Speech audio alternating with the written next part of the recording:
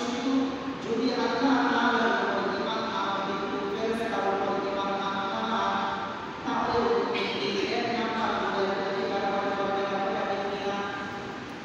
আল্লাহ রাব্বুল আলামিন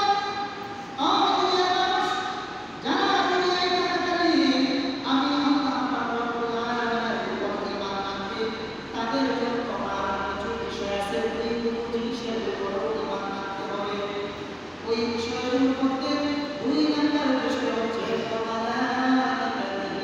আমি আল্লাহ রাব্বুল আলামিন ফেরেশতা সৃষ্টি করেছি, ওই ফেরেশতাদের উপর ঈমান আনতে হবে। সুবহানাল্লাহ।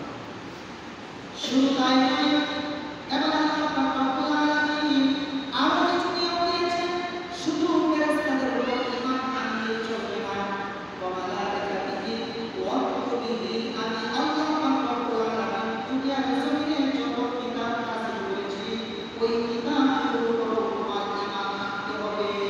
সুবহানাল্লাহ।